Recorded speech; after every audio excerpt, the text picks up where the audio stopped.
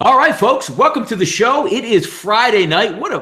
Is there any better way to start off your weekend than with the late night on campus? I'm your host tonight, Donnie Rightside, along with my partner in crime, the big man on campus. A lot of stuff to go over, an action-packed weekend. But as always, the late night on campus, we're going to mix a little bit of sports with a little bit of reality, what's going on Twitter, on TV. We have some good segments tonight with the big man. Of course, we're going to play Baffle the Big Man and go over some other questions like buy or sell with a couple topics. I love when the chat box chimes in. Let's bring in the big man, my partner in crime, at Jeff Nadu on Twitter. It's Friday. It's Friday night. What's going on, big man?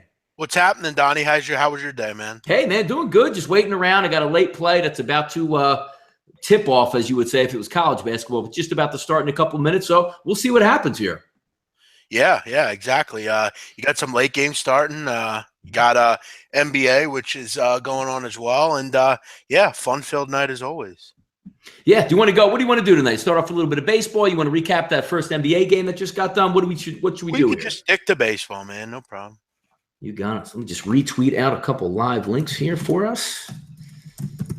Right live on the air.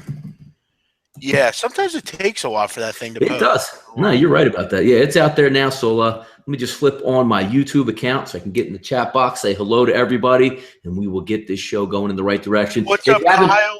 DJ One Mike, Joe, Giovanni, everyone out there, welcome in. We appreciate you chiming in, and I'm sure people will fill in here as we go. Currently, Oklahoma City pounding Houston 32-18.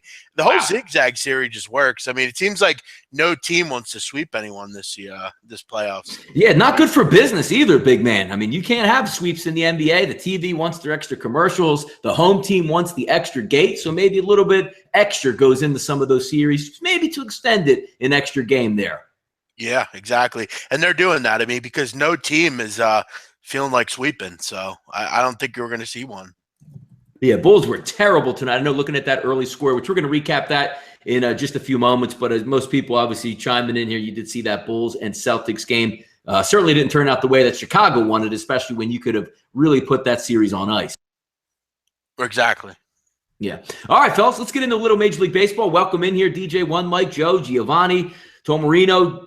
Who else we got? Adam Lopez, everybody in here. So let's get the night started. Again, the one thing we always say, Jeff, that we like about this night show is what? We're not on a time restraint. Everybody at SBR corporate headquarters down there in Costa Rica has been gone for the night, gone for the weekend. So the board is ours. Anything that pops up on that live chat box, let us know what you want to talk about, recap a game. But let's get right into some Major League Baseball action. And I believe, Jeff, I'm not actually watching the game. The Phillies went to a rain delay, 4-3 with Hellickson and Cologne, a solo blast in the top of the ninth. What looks like it was coming through the TV, the rain. Are they back underway yet, Jeff?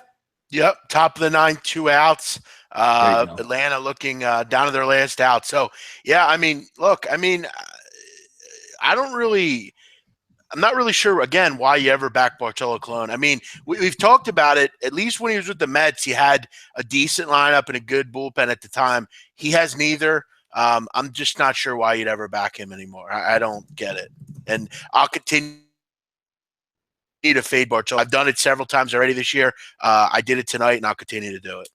Yeah, no, it looks like that one there. So is anybody on base in that one, Jeff, or nobody on base, you said? One man. You got Markakis on first, 2 outs. So Neris needs I need to watch one, this. Yeah. Needs 1 out here. So, we'll see what happens. That's another base hit, it looks like, right? But I'm good against Boston, up 2-0. Dylan Bundy, fantastic tonight. 7 innings, only walked 1 guy, didn't give up a run. And, Boston, 6 hits, just not enough. And, Baltimore looking like they're going to continue. It's a little early, but looking good to maybe close this one out. Yeah, how about the complete shift there for Baltimore, Jeff? I mean, they gave up no runs, 1 run, and then tonight no runs. So, I mean, if they're going to get pitching like that and bullpen security like that throughout the season, one thing's going to happen, Jeff. That team's going to wake up and they're going to hit. That's a dangerous combination there for the AL East. Yeah, it is. And, I said it earlier, if they could find a way to win on the road, they're going to be a really tough team to beat. That's kind of been an Achilles heel for Baltimore, winning not only at home but on the road, and they've started to win on the road this year as well. If they can maybe address a pitcher at the deadline, maybe get a little bit of extra there in that rotation, I think they're going to be a really tough team late in the season.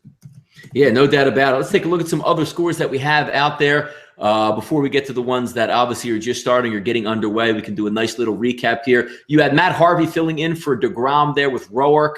3-3, that game is heading into the bottom of the ninth. Looks like a total over-under, even though, Jeff, we talked about it earlier, was 6.5. I know that changed a little bit with Matt Harvey getting the start at 7, but we talked about it earlier, just getting value, and something is at that 6.5 range. I think I even said it exactly. You're probably going to look at a 3-3 game where at least you have the win or the push in your back pocket. Looks like that's coming to fruition here tonight up in New York. Yeah, we capped it with DeGrom pitching, but whether it's DeGrom or Harvey, it really didn't matter too much to me. 6.5 is just not, it's just too low. I mean, especially when you have two bullpens like these two teams. I mean, you called it 3-3. I got 6.5, so it's a winner for me. I'll take it at that number. And, if you got 7, you're probably going to push. But, at the end of the day, I think whenever you see 6.5, unless it's Clayton Kershaw, I think it's worth a bet every time. Yeah, I hope if you're sitting on that 7 number, you definitely want to see him get clean out of that bottom of the ninth. Really, maybe Washington put up 2 runs for you. And it's really got to be kind of the perfect scenario. You have to have like Kershaw against, another really good pitcher where the other pitcher's a lefty, and there's just really not a lot of options for runs, because other than that, it's probably going to get over. It's tough to not hit 6.5 nowadays with these bullpens anymore.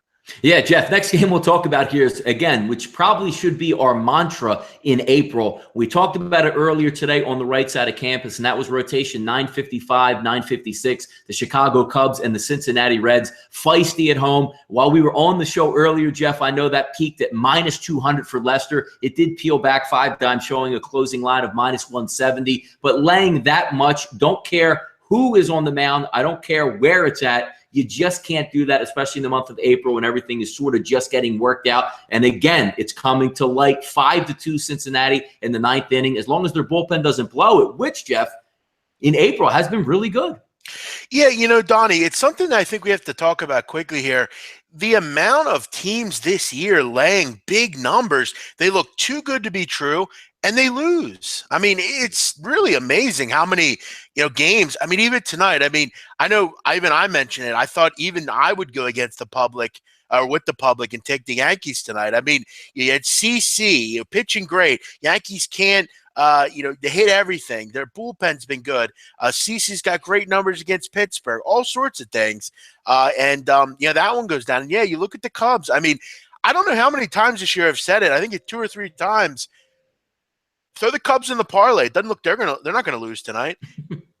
And they lose tonight. I mean, it's just really just April baseball for you. And that's a tough beat if you have the Cubs. I mean, they haven't looked good so far. And then you take a look at St. Louis and Milwaukee with Wainwright on the mound, doing it all himself. I believe it said he had 4 RBIs in that game and a 6-2 lead heading into the bottom of the 7th with Willie Peralta, who's been fantastic to start the season. Who would think a pitcher that's red hot to start the season gets lit up by the opposing pitcher at the plate? I mean, we've seen it all in April. And again, April's always a crazy month here when you just sit back and take a look at what actually happens out there. Yeah, it is. It's probably the most volatile sport in April. Well, in any sport. It's the most volatile month of any sport, I think. I mean, it's just really hard to get a read on it. Yeah, no question about it. And again, another thing which wasn't hitting or wasn't, a good play so far, Colorado, San Francisco, Jeff, bottom of the 5th, 6-4. You finally get a Rockies type of Coors Field game, and it happens against Cueto and Chatwood, who were really good against respective teams. Yep, not surprising. I mean, we finally zero in on something that we could kind of maybe bet sharp, and I mean, it was looking good. I mean, it was 3-0.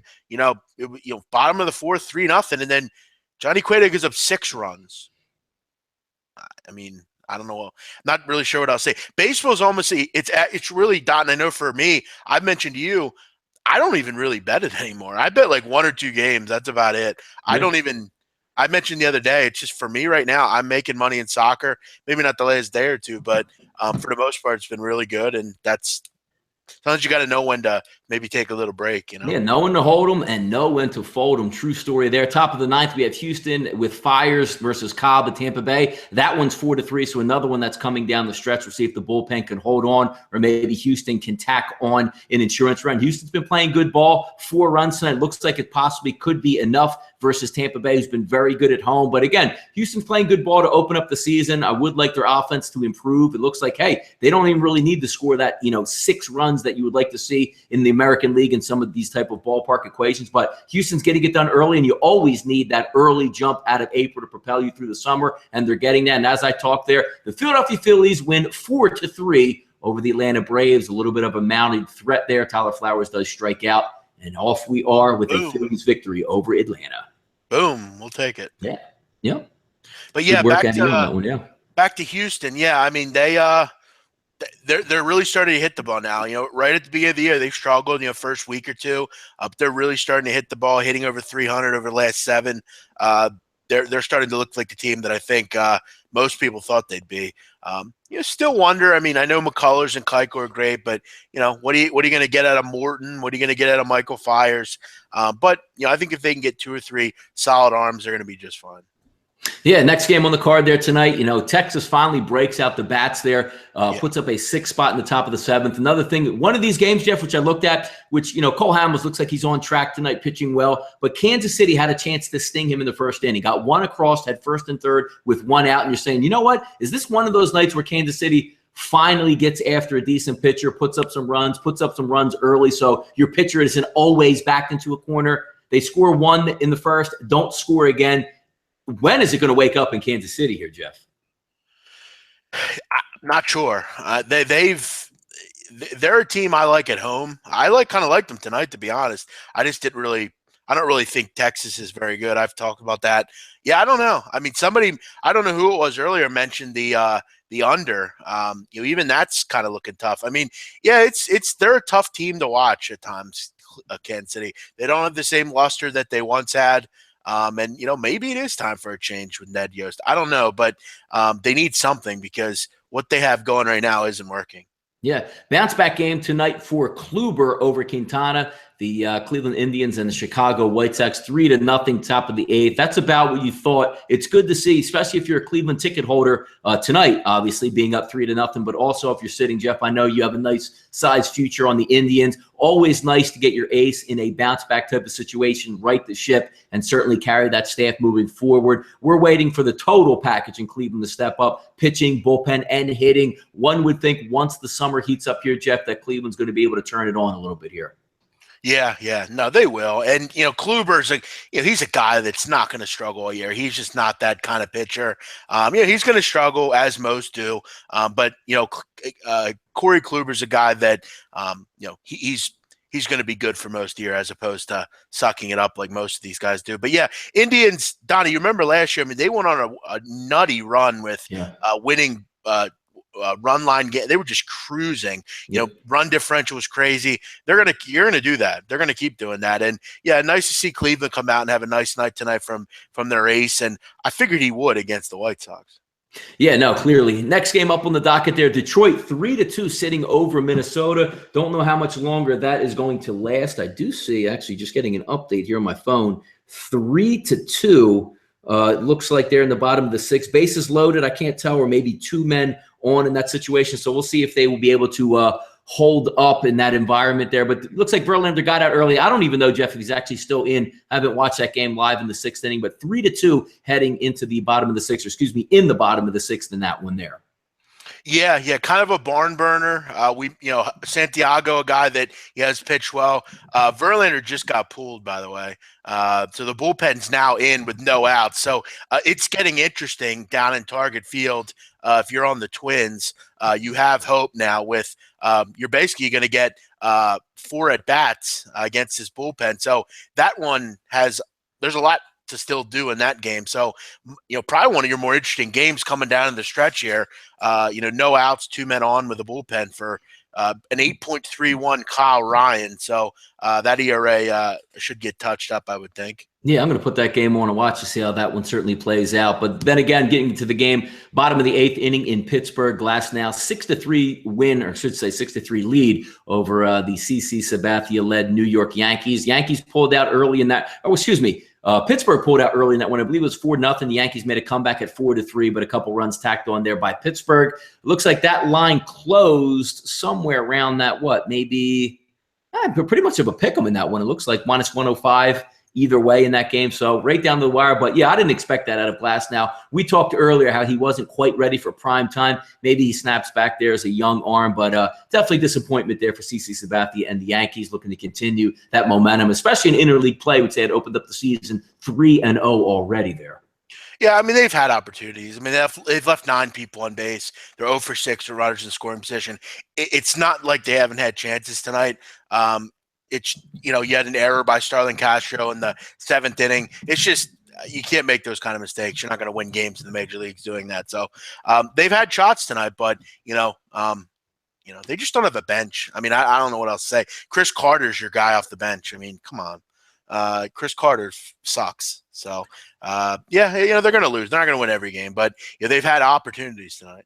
Yeah, no question. We're going to flip over to some NBA action. 2 games currently in progress here, Jeff. Let's talk earlier about the game. News broke around noontime, lunchtime today that Rajon Rondo was going to be out with a broken thumb. No length of time given, but if you saw him tonight, I believe he had a cast on. I don't look for him coming back to this series anytime soon, if at all, for the rest of the year, even if the Bulls do advance. I know he doesn't need surgery, but, a healing bone, what's that, maybe 3, maybe 4 weeks, and a 104-87 final by the Celtics. They jumped out early in that one, and the Chicago Bulls made it a game at the half, only being down a couple points, but Boston pulled away. It was clear and evident tonight that Rajon Rondo not running that offense is a real problem for the Bulls. Yeah, I mentioned to you earlier, we were talking about this game, and I kind of said to you, this just seems like a spot for the Celtics to just kind of get back in this series. You can't get down 3-0. I mean, no Rajon Rondo. You had to figure that would be kind of a kick in the ass to the Bulls. And without him, their offense is pretty stagnant. I think he's a better player. A lot of people kind of don't like him. He can be kind of an irritating teammate, I guess you could say, but you can't get away from the fact that he is a pretty decent point guard, especially for that team. So, I mean, they're going to struggle without him. And now that one looks a lot more like it should, I guess, with Boston kind of seizing a little bit of momentum. Yeah, the famous MCW, Michael Carter Williams here in Philadelphia, leaving, as quote-unquote rookie of the year. How could we get rid of that guy? Well, I mean, you've seen his NBA career. He's pretty much a toss-around guy at this point. Gave nothing to the Bulls tonight, so definitely nothing there. That doesn't surprise me. I mean, I thought he'd be a lot better than he was, but yeah, I mean, one of the smarter moves by who was it? Ed Stefanski maybe in his last year? No. I don't think Stefanski. Yeah, I think that was Hinkie just getting in there. I mean, a good move by him to kind of see that and kind of foreshadow and get rid of him. But he's actually that pick turned out, Jeff. That's the Lakers conveyed pick this year, if we do get it this year or next year. So I would say that's probably a good swap if somehow the Lakers fall to that 4 spot and you end up with a let's just say a De'Aaron Fox. I think most people would rather have a De'Aaron Fox there as your guard than Michael Carter Williams. Yeah, no, I hear you on that. Next game up on the docket tonight, Jeff. Looks like we're heading into actually about midway through the second quarter now. 50-37 Oklahoma City Thunder over the Rockets. Actually 50-40 as I just got a late update there. I believe that line closed at -2, -2.5 there, somewhere in that range, over under about 224. So it looks like they are putting on a nice scoring display from what I'm seeing here. But no surprise to me so far, Jeff, that Oklahoma City is jumping out to the lead. We all know that when you get that home bump, the crowd noise, the first half, that does tend to wear out. So you better get it while it's good and build that lead up. So we'll see how that lead holds up around halftime there. Yeah, I'm not particularly worried. I think Houston will be fine. I mean, Oklahoma City did the same thing in game 2. They jumped out to a 10, 12-point lead, kind of had the lead for most of the first quarter into the second quarter. You go to half, it's what? I think a 7, 8-point game at that time. Houston's not going to go away. We know they can score. They'll be fine. I think they'll come back and make a game of it. We all know Oklahoma City's limited other than Westbrook. Yeah, final game of the night there also underway. First quarter, 12-11, Los Angeles Clippers at the Utah Jazz. Closing line looks like Pinnacle, if you're looking at SBRodds.com, would have gave you -2. Chris -1.5, 5 dimes 1.5. So pretty much 1.5 across the board with the total at 197, 197.5, depending where you got it there. So, that game just underway. I know, big man, you are a fan of the Jazz here. Your thoughts on this game, even though it is early here? Were you on the Jazz tonight or probably would have been on the Jazz here tonight? Yeah, I took the Jazz actually. So yeah, I like the spot for them here at home, and I've mentioned I like this team. I have a future in them to win this series. I like the spot. So yeah, we'll see what happens. Hopefully it's a pretty good game. Early, but looks decent so far. Yeah, absolutely. Looking at the hockey action tonight, Washington, a 2-1 victory. I believe that game was in overtime versus Toronto. And we have another game, Boston and Ottawa, heading into overtime, 2-2. If Ottawa does win that game, they will clinch the series and knock Boston out of that one. So some games to keep an eye on. And again, I like playoff hockey. I love overtime playoff hockey. So we'll see where that game goes down. But while we're on the air, at least we can enjoy a lot of these games as they're coming down here to the finish, and certainly see what happens. Looks like in that Detroit-Minnesota game, base hit there. Go ahead. I wanted to mention to you, I can't say I've watched 30 seconds of the NHL playoffs. I can't say I've watched 30 seconds of it. Turn it on, man. Turn it on tonight with us. Yeah, I'd rather tase my balls. So does Minnesota have a lead, or is it tied? What do we got here? Tied. It was a bloop shot single by Polanco to left field. Yeah, so that's third, one out, 3-3. Yeah, it's going to get interesting. I mean, we all know Detroit has issues back there. So, by the way, Donnie, interesting development in Cincinnati. Cubs tie it. Anthony Rizzo with a bomb. That team is really lucky, man.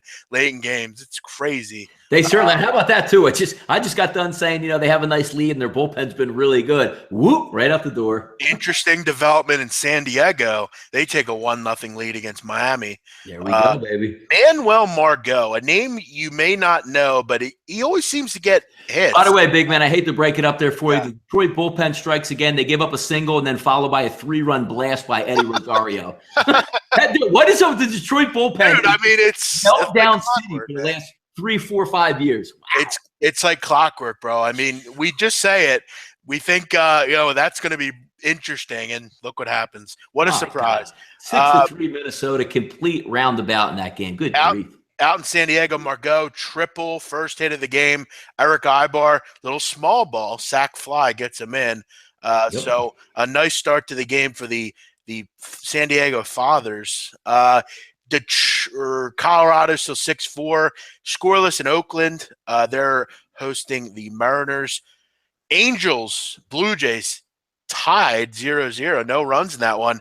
Yeah, pitching matchup between two stellar guys. Adam Meyer against Matt Latos. And then you also have the Doyers up 2-1 against the Arizona Diamondbacks out in Chase Field. 2-1 with Chris Owings up, who just tied the game. A little RBI situation. Brings in AJ Pollock. We are tied in Chase Field.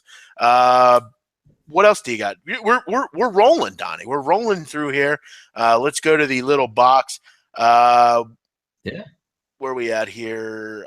Detroit strictly a first 5 team for me. We've talked about that multiple times. Just I don't even understand. Like, Detroit has always spent money. Like, sooner or later, you have to correct the bullpen by just even bringing up younger guys. It just seems like tomato can after gas can after tomato can just ends up in the Detroit bullpen. I don't know what it is, but it's just an unbelievably bad situation. Yeah, it really is. And we've talked about it. I don't know how, and that's the thing about baseball. You'll continue to hear time after time the same things, and you have to really look at what bullpen you're facing and when to do first 5, when to bet full game. I mean, you've talked about it, Donnie, and I think you always make the point of, which makes sense, I mean, about the whole full game thing. I mean, if Alex Wood gets crushed for 5 runs and you lose the first 5, it's probably clear they're probably going to lose the game also. Correct. So, I mean, it's a really good point you make. And you got to be cognizant. That's the big thing about baseball. We are not more threatening in San Diego. Will Myers walks, Yangervis Solarte single, first and third, 1 out. Austin Hedges looks like he's going to get out of here though, and may fuck it all up for you here. But we'll see what happens. You know that game on TV? From my ticket still has the damn Baltimore Boston game on. No, I'm watching it on the internet here. I got you. Lines out to shortstop. You always love those with 1 out, right? Yeah, come on, man. Drop down a bunt. Jesus. It's not going to get any easier, though, with Ryan Schimpf coming up. He's only hitting 109. So instead of having a Schimpf, why don't they put a Chimp up at the plate? He'll probably hit better than Schimper here, or whatever his name is. Texas Rangers were the luckiest team in baseball last year. Yeah, they were. I mean, in one-run games, they had a ridiculous record. That's going to come back to the mean, clearly. Yeah, so we'll see what happens, Donnie. A fun-filled night in baseball, like always. We have an interesting development down in OKC, Donnie. 52-44. Here come the Rockets. Yes, I mean, I'm looking for a good game in that one. And again, turnover, OKC. If you've watched it all the way, I mean, it's just, I don't really have too much hype or happenstance for Oklahoma City. So I'm certainly rooting for the Rockets here. I would love to see the Rockets match up with Golden State. It'd be a fun series, wide open series, and hanging, over-unders at 230.5 in those series, which would be really fun to watch and really kind of an interesting thing there for a playoff game. Early on, looks like the Jazz got a couple-point lead there over the Los Angeles Clippers, so everything's looking good. Yeah, the Mormons are fanatical. I do agree. I mean, what else do you got to do in Salt Lake City? Dog Raymond, luck equals a gambler way of thinking. Well, dog, we're all gamblers here, so that would be something we'd look for, wouldn't it? The Cubs are like the Rangers last year with one-run comeback games. Yeah, so far they are. That's a good point. We'll see how long that continues to go on. Donnie, did you want to give those hockey scores out? I think there's another one going on as well. Yeah, there's two of them. We gave the one is heading to overtime, which looks like it's just about to start underway, Boston, Ottawa, and then a 2-1 final with Washington. So those are the only two games on the docket tonight there. There you go. Only two games. That's weird. Yeah, sort of winding down, and looks like, heading to the bottom of the ninth there with Cincinnati. You got extra innings there in New York, so some interesting games right on down to the wire. A couple games finished up. Pittsburgh did close out the New York Yankees 6-2. This is a good one. There. Hey, Jeff Nadeau, you are very bad at picking. What happened with Gonzaga, my guy? I mean, they got to the – what are you talking about? They got to the NCAA tournament final. What the fuck are you talking about? They shamed themselves there, Jeff, by only making the final this year. Disgusting performance. I should be so disgusted. What's up, your big ass? Who you on today? Hey, David, why don't you go fuck yourself? How about that? See you later. I know who that is. Yeah, we all know who that is. Take it easy, man. Thanks for coming in tonight. Friday night, you're on Chatbox having some fun. Take it easy. Let's move on to something else, Donnie. What do we got going on? Yeah, no, I mean, there's a lot of stuff that we can take a look at tonight. I know we have buy or sell coming up, but I'm just enjoying some of these things. Looks like the Orioles did close out the Boston Red Sox there as a 2-0 final. That Jeff, tomorrow we do have, correct me if I'm wrong, our special Saturday edition of the Right Side on Campus at 12:30 tomorrow. Is that still correct? As far as I know. Yeah, so I mean, we'll be able to talk baseball tomorrow, a loaded card. Is there any soccer this weekend that we should be paying attention to, Jeff? Oh, yeah, plenty. And I was actually doing it before we went on the air here. Yeah, you got this weekend we got some interesting things. A lot of Sunday soccer as opposed to normally Saturday's the big day. Still a lot going on tomorrow. You have plenty of all the leagues. Sunday, though, you do have Monaco, Lyon in the Ligue A. You also have the Clásico with Barcelona and Real Madrid. So plenty of stuff going on. Yeah, dude, I mean, when someone calls me big and stuff like that, they're going to go away. I mean, I'm not sure. What do you want me to do? I'm not going to allow that. Sorry. I mean, he's clearly a troll. We've dealt with that a lot, and we're going to get rid of them pretty quick. So, yeah, but plenty of soccer, a lot to do. This weekend with that. So, Guan White going to the Rossini Festival tomorrow. We'll catch late night on campus. What is the Rossini Festival? What is that? Yeah, what is that? That's cool. What is that?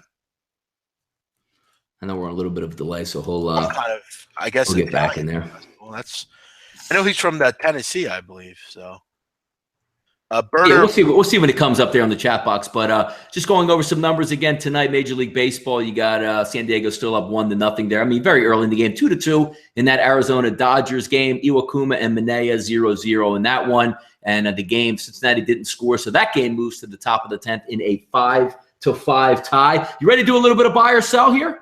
Yeah, 1 second here. I just wanted to respond to one of the questions here. Berto Porter, who do I like? Yeah, it'll be a great fight. I mean, obviously, if you watch the Porter to Thurman fight, It was fantastic. I mean, really good action. One of the best fights of the year last year.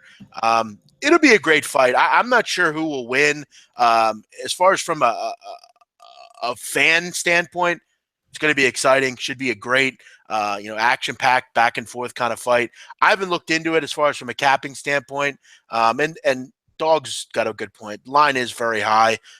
There's not a lot of value in boxing at this point.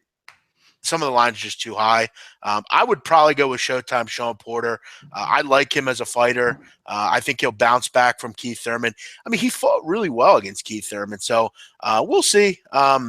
Probably Sean Porter, but we'll see. I got to figure it out. Some boxing, some football, got it all going on this weekend. So definitely looking forward to a few things here. So you want to get to the buy or sell? What do you want to do? Yeah, go with a little bit of sports action? Yeah, let's go through it. Got 3 questions tonight there, and if anybody else has something there on the chat box they want to go buy or sell on, we'll be more than happy to share it with the chat box, or even me and the big man will answer it. First one, buy or sell. I'd like to do a little bit of current events here. Buy or sell, big man. Aaron Hernandez killed in his cell.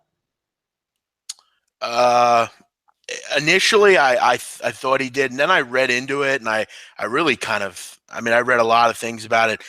I don't think there's any way. I don't know how he killed himself. I don't really get why he would kill himself. I mean, I guess, like I've said before, when you're an inmate, your hope is your biggest thing. I mean, if you can have some sort of hope, even if it's just a glimmer, you look for it.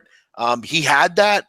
I'm not sure why he would kill himself. Doesn't make a lot of sense to me, especially with the way everything had been going. Look, if he had got hit with them 2 murders and he's looking at never getting out, then okay, but it just doesn't make a lot of sense for me right now.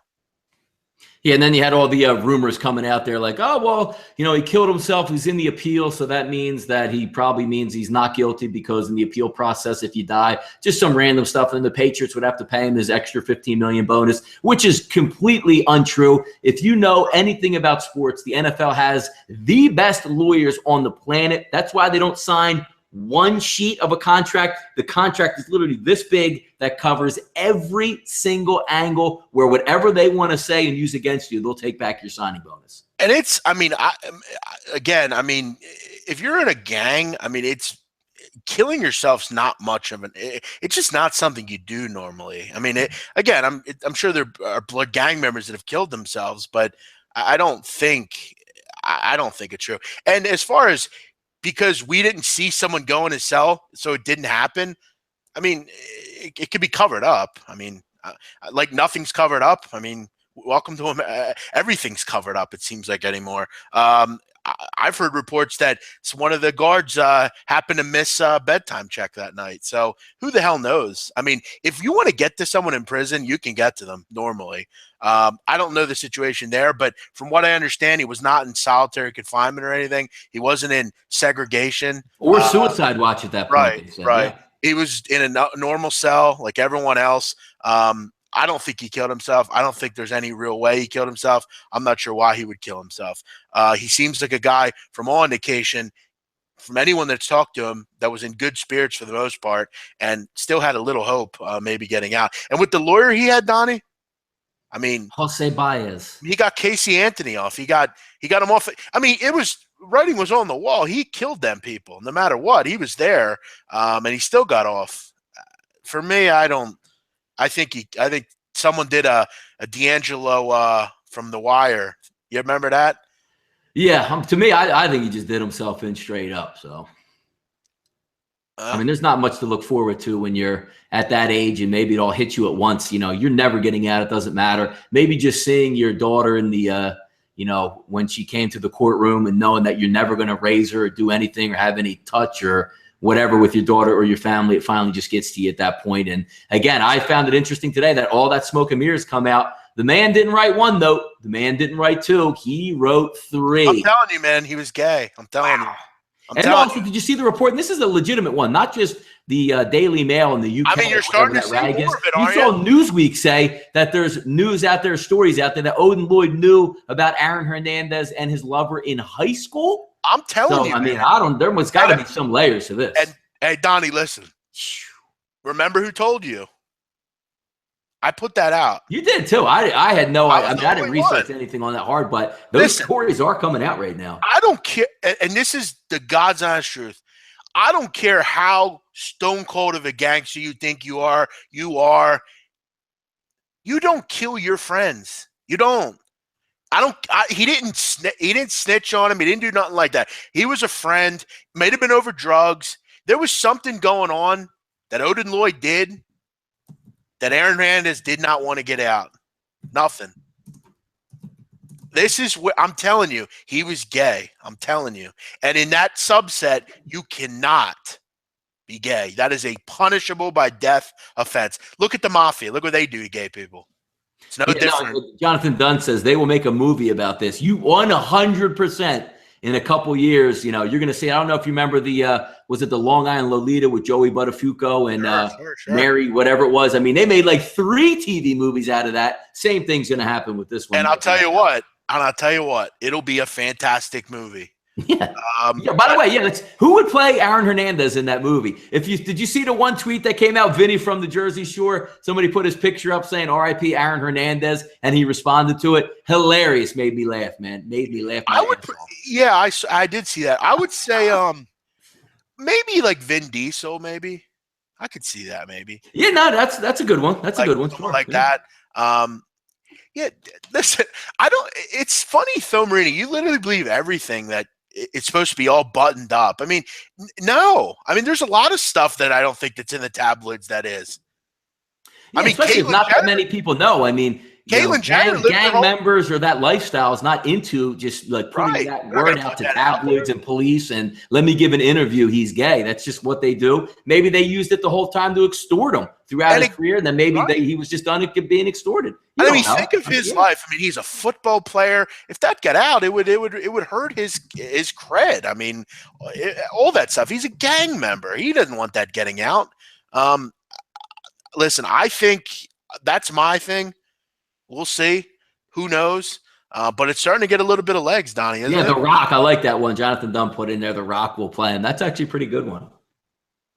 Yeah, The Rock would be a good one. Vin Diesel would be a good one. There'd be a lot of good actors that I think will play him. And I think it'll be awesome. Yeah, those layers are just unraveling here. An update here. We have 63-57, Oklahoma City Thunder, Houston Rockets, 34-21 at the end of one. The Jazz getting that home court bump to start out early. We'll see how that game plays out the rest of the way for sure there. Donnie. Yes. Do you think Aaron Hernandez was a homosexual? I mean, I didn't hear any inklings until the past couple days in this one. To me, like he didn't play the part of a homosexual, but I mean, I don't know. In this day and age, and I know he's in that subset where he couldn't be, but it's a shame that he had to resort to that, because it's like being gay nowadays is like, no one cares. I mean, like, did he overcompensate and say, I'm really going to throw you off the scent and just, be a gangster, where nobody would be like that if they acted like that, because, a different mindset, most people would think, they wouldn't be like that. But I don't know. I don't know if he was gay. I don't know if he wanted to be gay. I don't know the whole particulars. I know, he's a straight up maniac, but other than that, I'm not sure. Remember when that guy in Orlando killed all those people at that nightclub? I mean, initially, there was nothing about why was he at a gay club, but then there started to be things that came out that, it turned out he had been in the club a lot. He had been there before. He was known to people there. So stuff starts to come out. And, I think sometimes people look at like investigative reporters and think they're just all looking for a story or whatever. But at the end of the day, I mean, I think sometimes that might be true, but sometimes they really find gems. They work hard. They investigate like anyone else would. And who knows? I mean, I don't think someone would just throw that stuff out there, Yeah, Tom Marino says there are a lot of rumors that Aaron Rodgers dropped to the first round because he was gay. I mean, one would think, because you saw for a decade, did anybody ever hear of Aaron Rodgers dating anybody or take a picture with a female? So I could see where people start chirping. The other one with Troy Aikman, where Skip Bayless said he was gay. That whole thing when Shania Twain was smoking hot back in the 90s, and Troy Aikman was single or not dating anybody. She was all hot and bothered with Troy Aikman, and he declined her to go out or I guess, have a relationship or whatever, those rumors will start up quick because I don't know anybody back in the 90s that would have declined Shania Twain. Yeah. Yes, I'm not sure I've seen anywhere where Odin Lloyd was a witness to an alleged murder, but okay. I guess you know that, though. What else do we got, Don? Let's go. Number 2, buy or sell. North Korea and the United States will be at war within a year. I would sell that. I think that dude over there is all talk, to be honest with you. I think he's a guy that just chirps. A lot like most of these people on Twitter, they just chirp. They're all bark, no bite. He is a nut job, but I think he's in his back of a mind smart enough to know he doesn't want to fuck with the United States. No, and I don't think he does either. The one thing where I don't think I would sell that as well also is because they don't have the technology yet to get after it. But if there was, let's just say, a black market and somebody defected from the United States and built them, long range technology with a nuclear missile, I do think he's crazy enough that he would just start firing them off. I do. Yeah, well, if he does, he better know what he's getting into. And I think I hope he's not that stupid, but who knows? He definitely seems like a nut job. So would it be surprising? No, but do I think he'll do it? I don't either. Yeah, there's so much at stake. Push comes to shove there.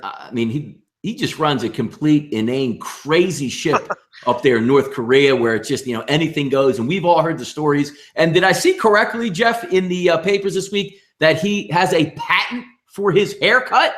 Yeah, I've heard that. It's not much of a haircut. I guess it's kind of like mine in a way, though. It wouldn't be much of a war. Good point, Kyle.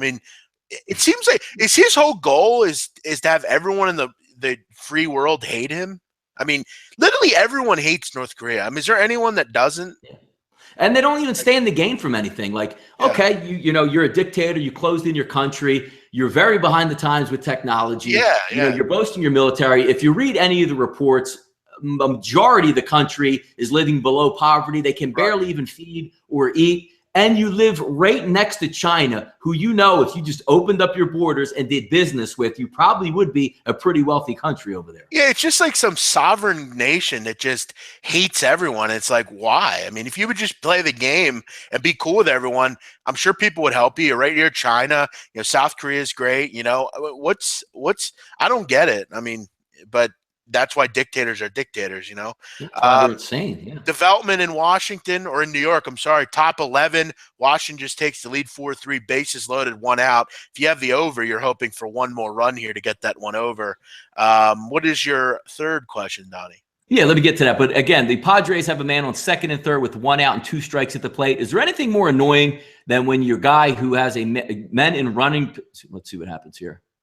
Oh, looks like is he going to get one home or no? That's just ridiculous. What's the situation?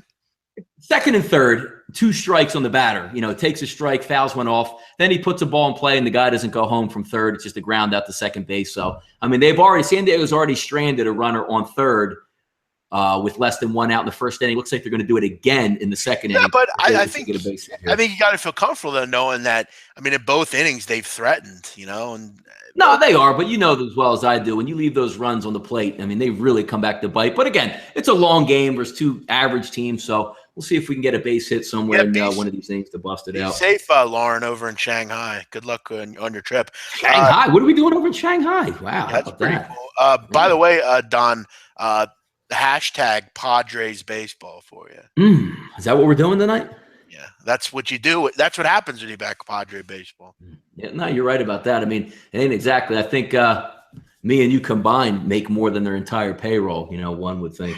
I don't know about that. Yeah, I don't know about that either, but it just sounded good. Utah Jazz up 11 in the second quarter here. Let's get to the third question here. Buy or sell? We're going to keep this in the realm of sports and recent sports here. The NFL schedule release is an important day on the calendar. Buy or sell?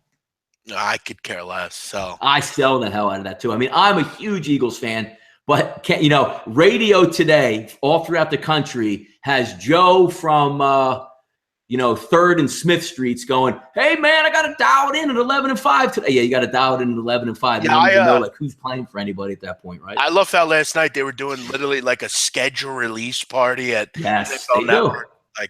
I got a bits and piece. Did you know in week 12 the Eagles are going to play the Redskins? Oh man, damn, that's awesome. Yeah, it's brutal. I hate that schedule crap. By the way, Don, what do you think of the Eagles' schedule this year? I actually think it's a really hard schedule for them. The one thing, at least the NFL didn't do them dirty, which they did the Giants dirty, was they made the Giants play everybody off a bye, where the Eagles had 3 straight games last year playing teams off a bye, which they went 1-2 in those games. But again, they always prop up the Cowboys, and I'm going to go on a rant because, as being a gambler, the hardest thing for an NFL team to do is play a game on a Sunday and then travel on the road. And it looks like I keep interrupting myself here, but the Padres strand 2 more runners there. With guys on, so we'll see how that plays out. But they keep protecting the Dallas Cowboys. Number one, the Dallas Cowboys get the Thursday game every year on Thanksgiving, which is a ridiculous. I don't care about the tradition. The NFL should be about, a fair schedule all the way across. So you say, okay, earlier in the season, make the Dallas Cowboys play a normal road Thursday night game. So what do? They put them on the road, but they play Thursday night, which is Thanksgiving. And then they say, okay, Dallas going to play a Thursday game. They give them the very next game after Thanksgiving on a Thursday, so they get that full week of rest, and it's not a quote-unquote Thursday disadvantage for them. NFL does it every single year. Also what they do against the Giants, which I can't stand the Giants, don't get me wrong, but every year it seems they make the Giants go on the road and play the Cowboys down in Jerry World week 1 every year of the season. I don't think that's right either. Yeah, no, I mean, that's Jerry Jones for you, though. I mean, what do you expect? Betting on a line before the draft is an absurd concept to me. Agree. I don't understand how you bet I don't understand before, people bet it and you can get in. What advantage do you have betting a game? It's dumb. I mean, what happens if you bet on the Cowboys and Dak Prescott breaks his leg in training camp? I mean, I don't understand. It's completely ridiculous. It's the dumbest thing I've ever heard. It's one of the most absurd things I've heard in anything. Look, futures, okay, it's a small stake. If it happens, it happens. But I mean, you're betting a game where you don't even understand what's even going to take place or who's even playing or what's going on. I mean, I can't understand that concept. I love the fact of the fanfare. Hey, lines are out. Here's what the limits are, and come bet a game. And fantastic. It's the same thing, Jeff, when you look at when they release the college football games of the year in maybe June or July. Hell yeah. Alabama minus 13.5 versus Auburn. That's a steal. What? Come on. Yeah, and it's funny because why do you think they put the lines out so early? Not because they can make money on it. If everybody could kill the lines the first week. Right. Exactly. If it was such a disadvantage, they wouldn't put the damn game out until the first week of the season or a couple days before it. Why don't they do that with baseball? Why aren't there baseball lines opening day for the following season or something like that? Come on. Right. No, I agree 100%. I think it's every minute a sucker's made, and they make plenty of suckers putting at NFL on. It's for those people that are just obsessed with the NFL and just, I don't really like the NFL, so it does. I could care less when they put them out, but it's going to be interesting. As far as the Eagles, quickly, Donnie, just in 2 paragraphs, what are your thoughts on them this year? Of who for who? The Eagles. For the draft, I think they're going to be good. I think they're going to challenge for a playoff spot. The one thing that they need, it's going to be important in the draft here. If the Eagles go cornerback in the first round at number 14, you're going to find me on the Walt Whitman Bridge, jumping off it and pulling Howie Roseman into the water with me to save the world. You have to get Carson Wentz weapons. You went out, you got him Torrey Smith, a nice deep weapon. You got him Alshon Jeffrey, fantastic, all around great wide receiver. You want a running back? I need a running back. If you give me a running back, I don't even care if you draft Mike Williams, if he's there from Clemson, or if you draft Corey Davis from Western Michigan. You need to develop the young quarterback. Damn the defense. If the defense ends up being good, that's fantastic. But I don't see anybody at corner at 14, even the kid from Ohio State, Conley. I don't want anything to do with him. That could be a boom or bust. You need to get a guy in there that's going to help Carson Wentz. I would love a Dalvin Cook. I would love a Christian McCaffrey. Get him some weapons. If they do that, I think the Eagles will be decent this year. Do I think they're going to win the division? I don't think they're there yet, but in 8-8 season, a 9-7 season, I can certainly see that. I did really like Sidney Jones until he tore his ACL. Yeah, exactly. So did I. Yes. Yep. I mean, and maybe you can get him later. Maybe take a shot on him. But yeah, I mean, as the draft kind of nears next week, I mean, I am kind of more in interested in getting as many weapons, I think, as possible. Look, offensively, I think if they do, which all indications are, I think they are going to go offense from what I've heard. I really like their offense if they do that. I mean, you obviously have Carson. You have a couple receivers now that you can really kind of buy into a little bit. You'll have a nice group of running backs. I mean, you have Wendell Smallwood, who was a pretty solid rookie last year. Darren Sproles, obviously, we know what we get with him. If you have a nice kind of go-to young back, that's going to be great. Obviously, the offensive line. Look, with Lane Johnson, they're fantastic, I think. Brandon Brooks was good. Jason Kelsey had some issues last year, but he does have issues. Yeah, he does. Still a decent center. Alan Barber's really kind of come into his own a little bit. You got Chance Warmack from Tennessee, which is nice depth. And Wisniewski as well. Yep, he's got some good depth up there. Right, and Jason Peters is still a guy that's going to give you 1 or 2 years as well. So, I think all in all, offensively, I think they're really good and going to be really good. Obviously, much better than they were last year. As far as defense is concerned, I think they'll draft well, and I think they'll be fine. I think they're a team that will surprise this year. I think they're going to be a team that I think can win this division. I think could do a little damage. Yeah, I mean, I would like to see it come down the stretch. I just think Dallas's overall makeup, especially on offense, is still really good, but it's all about the quarterback. As long as the quarterback can develop and you can see some strides in his second year, which I think he will, because I don't think there was a worse offensive core that you could have been throwing the ball to as a rookie quarterback in the NFL. So they knew what they had to do, spent money on Alshon Jeffrey, got him another weapon in Torrey Smith, see if he does guys, because, throwing the DGB and guy slipping my mind, the USC kid. Nelson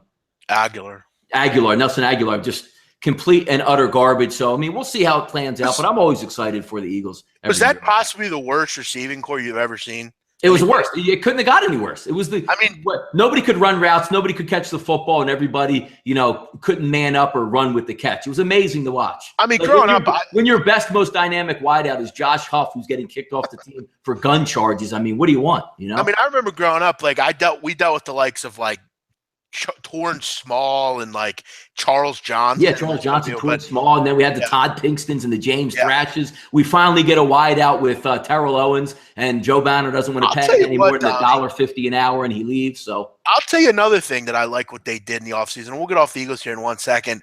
They went out and got Chris Long, nice player. Kind of reminds you a little bit of Connor Barwin, kind of the way he is. They kind of look alike too in a way. Fletcher Cox, we know what we get with him. They got rid of Benny Logan, but they brought in Timmy Jernigan, who that's a nice move. Yep, yeah, exactly. It is. And Brandon Graham had a great year last year. Jordan Hicks is only going to get better. I would have liked to have seen them move on from Michael Kendricks. I'm kind of done with him. Obviously, they got Patrick Robinson. Obviously, he comes over from Indianapolis. They made some moves on the defense you kind of forget about, but they're built. I mean, if they can get a nice skill position player in the first round, a really high-level cornerback, I think they're going to be a really decent team this year. And I know I kind of say this every year, but I'm kind of excited for this team. I mean, I love Carson. I love the fact that they actually went out and got a receiver. They got Torrey Smith as well. They made some small changes on defense. I'm excited. Yeah. No, I mean, I've been doing it for a long time. I'll be down there each and every week. We're going to have the Christmas game against, at night, Monday Night Football with the Raiders. And as always, they keep on slapping. The thing that makes me mad is we always seems like, the MO is we're going to get the Cowboys a lot to end the season. They like to try to make that happen. The thing that pisses me off is last year when the game doesn't matter. One of my favorite games to go to are the Washington Redskins, the New York Giants, and the Dallas Cowboys every year because it's the NFC East. Everybody hates each other. And then they put games at the end of the season like that, which can be epic, but also can mean nothing like they did last year. Like, hey, let's watch Tony Romo go out there. I mean, come on, really? Yeah, you're always down there. That's I remember Donnie. First time I ever met Donnie was at Washington? Wait, who was that game? I think the Eagles lost that game too. No, it was I think it was Saints-Eagles, a playoff game. I think. Was it really? Yeah, I can't. It was a while ago. Yeah. Don, who would you rather have, Chris Long or Connor Barwin? I mean, Connor Barwin, they're both similar type of players. Connor Barwin was like MIA. I mean, honestly, Connor Barwin was unbelievable when he first came over to the Eagles, but sort of ran out of gas. It actually would take long at this point just because the contract is cheaper. Not so much that he's a better player. Yeah, that's my thought. Plus, he's got good bloodlines, Yeah. let's move on. Finish up the show. What else do we have, Don? Yeah, that's all I got on buy or sell. Do you want to get to baffle the big man? Sure. Let's jump into Let's it. do it here. Let me take a look here and see what we got on Twitter coming in the past couple minutes Crazy. here. It's only April. I'm already talking NFL. You know, that's what the draft does for you, right? Yeah, exactly. Don, I can't wait for the draft next week. Are you going to the draft? I am not going to the draft. I'd rather be on my couch. Yeah, agreed. I say stuff all the time when you're season ticket holder, like Chalk Talk with Jaws and some guys from ESPN, but I really don't have any interest in that. I'd rather just be sitting at home, you know? By the way, are you a fan of the first round on Friday or Thursday, whatever it is? What's that? Are you a fan of the Thursday first and whatever round? I love it. I think that was a great move by them because you can sit back, relax, and, you know, it actually, I think, to me, helps the teams that suck at drafting because, as you know, when you have a fantasy draft, there's no break. You go one through whatever round you have. You don't get to think about it, and you're on the clock. This way, you know, you have a whole first round or whatever it is, and then you get to go home and they can regroup. I think some of the teams sucked at drafting because they put it on a Saturday at 12 o'clock and ran the damn thing till, you know, all day Saturday, and then Sunday teams weren't able to catch up. I think it actually helps some of these teams in the way they're drafting because they get a day to think about it and sort of take a back step there. So.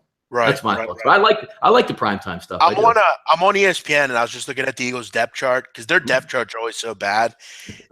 They still have Jeff Mail on the Eagles depth chart. Do they really have Jeff Mail still? Jeff Mail's been on the team since Chip left. I mean, Chip Kelly, Oregon Duck style, man. What do we still have? Casey Matthews also. Yeah, we also have Rito Mahe. He's on there. Exactly. Thomas Tapay. Greg Lewis, fourth wideout. Yep, got them all. Mike Bartram. Late night on campus. CC sent in a question for you, Jeff. Here we go. Name the 3 largest deserts in the world. Okay. Are we counting Antarctica?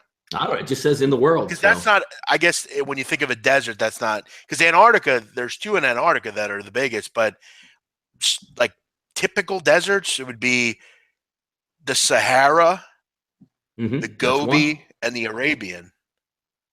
This one, he has Antarctica, Sahara, and Arabian. Okay. Yeah, so he counted the Antarctic one. I didn't know if you wanted to include that because the traditional desert, I guess it wouldn't be. But, yeah, I guess then the Antarctica one. But I know it's Sahara, Gobi, Arabian are the other 3. So next one. Now, this is it's a movie quote. You'll like this one. I love this movie. Now, this is historical. A Puerto Rican, a brother, an Italian, all bunking together in the joint. Carlito's Way. One of my favorite movies. Love that movie. Love it. Yeah, you're not going to get me on quotes. I'm pretty good with movies. I especially gangster movies. I talked to CC today. Great guy. Really good. He gave me a lot of good advice and good talking to you, CC. Glad we talked. Juan White has one for us tonight. Okay. Let me see what we got here. Juan White, a great SBR man. Good dude. He calls into my. Did I ever tell you, Don? Guan's called into my show before. Has he? My podcast. Yeah. He's a good dude. Yeah. Here we go. Quote, unquote. The booty warrior is the main antagonist of this episode. A date with the booty warrior. He is a homosexual predator who anally rapes other men. The booty warrior is loosely based on a convict named who? Omar Little? Fleece Johnson, who resided in Kentucky State Penitentiary until September 2015. The booty warrior. How the hell would I know that? We get it. Hey, man, we get it all on the show, man. Great question. But Great question. The booty warrior. There we go. That's a interesting question. Where did you find that, by the way? He had it straight off Google and screenshotted it. That's an interesting question there, cuz. All right, we got Junior chiming in here. Hi, Donnie. Hope I'm not too late. No, you are not. Players and colleges. Your favorite? Yes, it is. Emeka Okafor. Old school.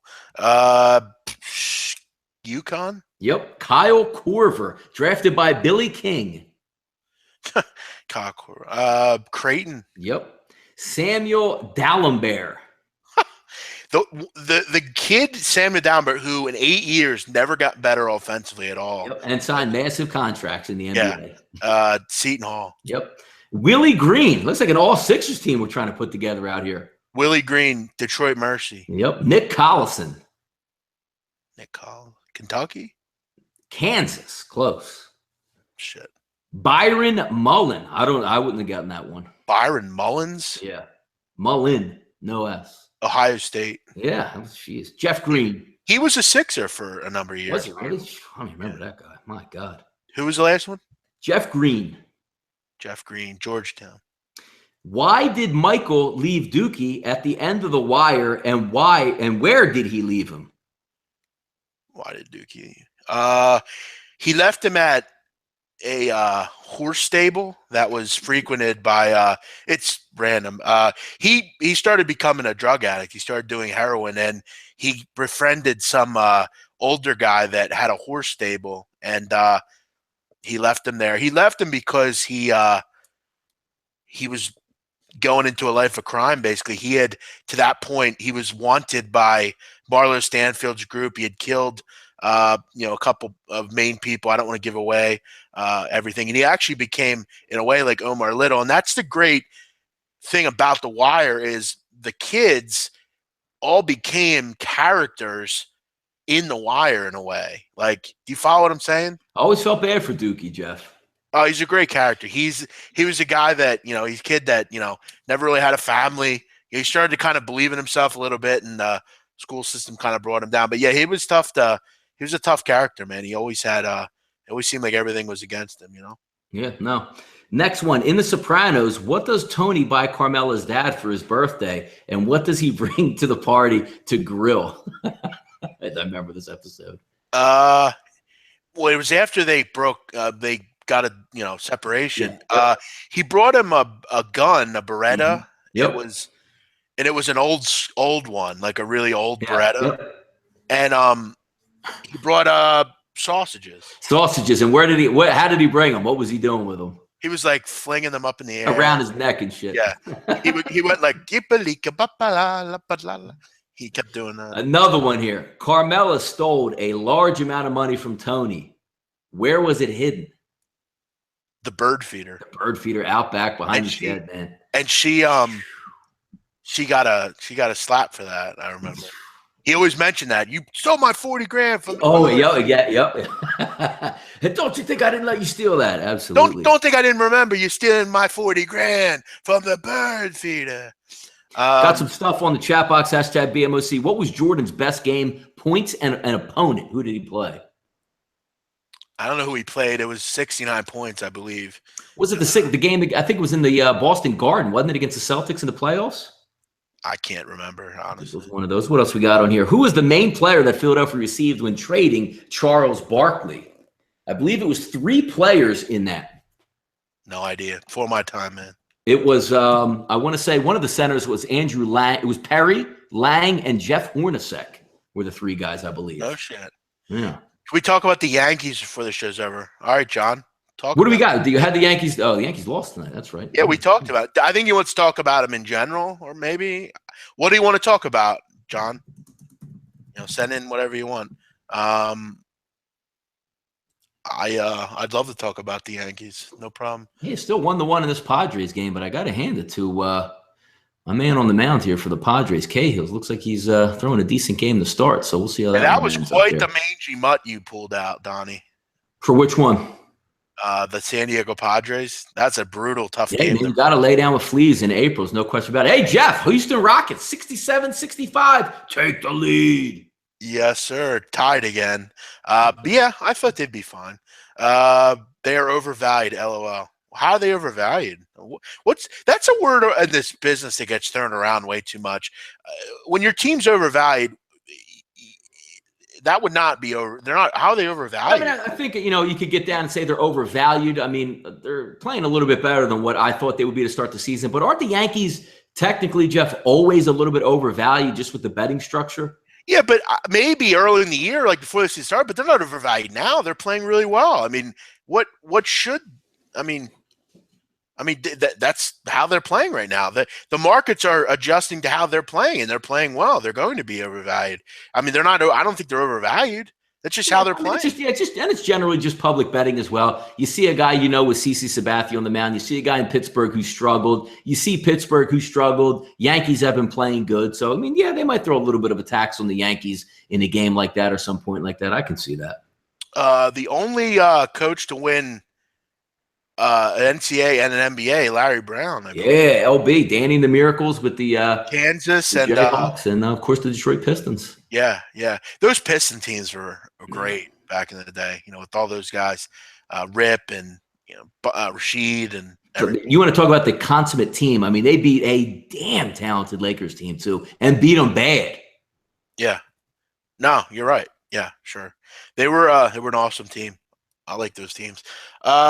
Anything else tonight, Don? Jesus, man, Ozuna just hit one in the orbit foul again, man. Jesus, walk this guy. No, that's all I got for tonight. I mean, we'll be back on tomorrow, 12:30 Eastern Standard Time to break down tomorrow's day in action. Check out at SBR Sports Picks, SBRodds.com. And that's what I got for tonight, big man. Yep. Tune in tomorrow. We will chat about the baseball card. And look out for me. I'll be having soccer. I'll put that out here in the next probably half hour or so. Got to get that out early, as we know. There'll be plenty tomorrow on that card. I'm just firing away, Donnie. I have plenty of profit to mess around with, so I might as well put it in that. Yeah, put the capital to use, man. You can't make money unless you spend money, right? Scare money don't make no money. No, it doesn't. Well, I mean, great. Thanks for tuning in on the chat box tonight. We'll get after it tomorrow on Saturday again. Yeah, look for them on Twitter. I'll have them out soon. You got it. Take care, fellas. See you tomorrow.